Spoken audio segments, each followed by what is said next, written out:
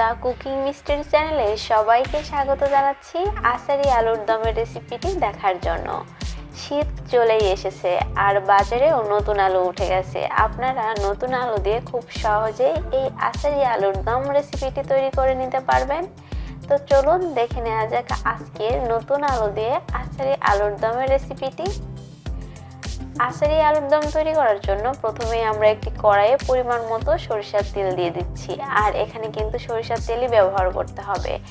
এখন আগে থেকে কেটে ধুয়ে টুকরো করে রাখা আলুগুলো আমি এই সরিষার তেলের মধ্যে দিয়ে দিলাম। এখন এই আলুগুলো সরিষার তেলের সাথে একটু ভেজে নিতে হবে। আমি মিডিয়াম ফ্লেমে আলুগুলোকে একটু ভেজে নেব যতক্ষণ পর্যন্ত না আলুর কালারটা একটু চেঞ্জ হয়ে না আসে। কিছুক্ষণ ভাজার পরেই দেখতে পাবেন যে আলুর কালারগুলো চেঞ্জ হতে শুরু করেছে আর আলুটাও হয়ে গেছে। এই যে দেখতে পাচ্ছেন আমার আলুর কালারগুলো কিন্তু চেঞ্জ হয়ে গেছে। এটাকে আর বেশি ভাজার দরকার নেই, খুবই অল্প পরিমাণ বড় জোর 2 থেকে 5 মিনিট মিডিয়াম ফ্লেমে এটাকে ভেজে নিতে হবে। তেল থেকে আমি আলুগুলো তুলে নিয়েছি আর ওই একই তেলের মধ্যে 1 টিস্পুন গোটা ধনিয়া দিয়ে দিচ্ছি আর দিয়ে দিলাম 1/2 টিস্পুন পাঁচফোড়ন।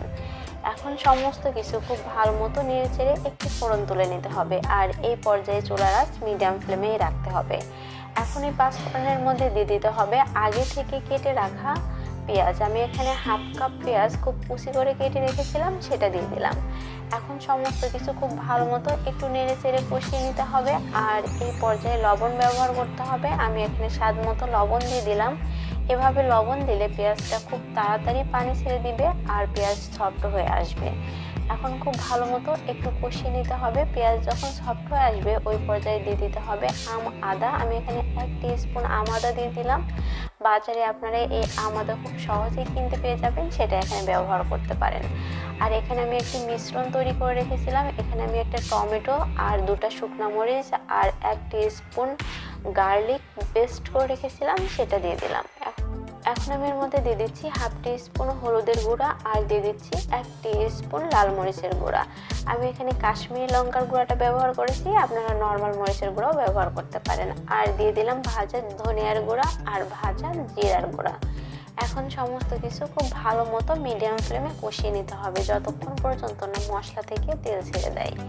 দেখতে পাচ্ছেন আমার মশলাটা কিন্তু কষানো হয়ে গেছে আর মশলা থেকে তেলও ছেড়ে দিয়েছে।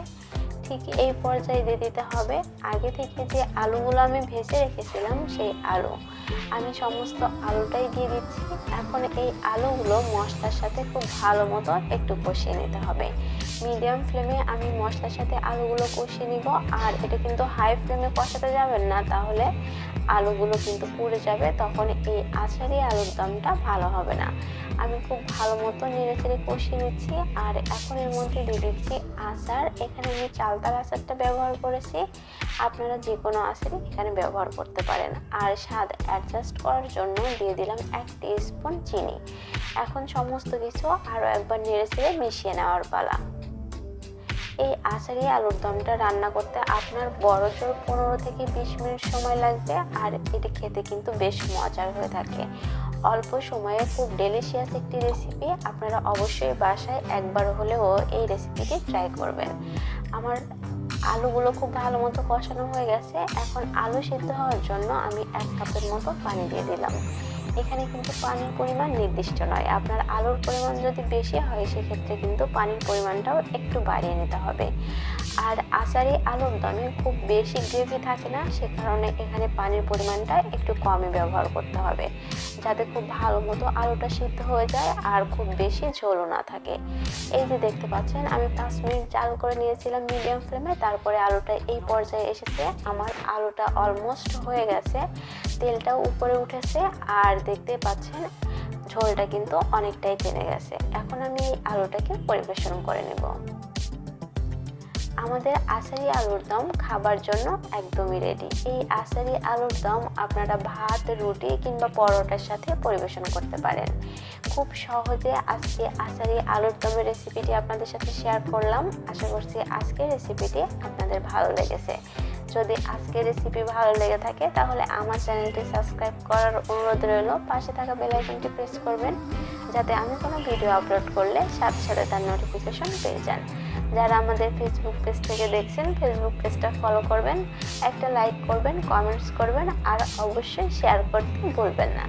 দেখা হবে নতুন পর্বে নতুন কোনো রেসিপি নিয়ে। ততক্ষণ সবাই অনেক ভালো থাকুন। আল্লাহ হাফেজ।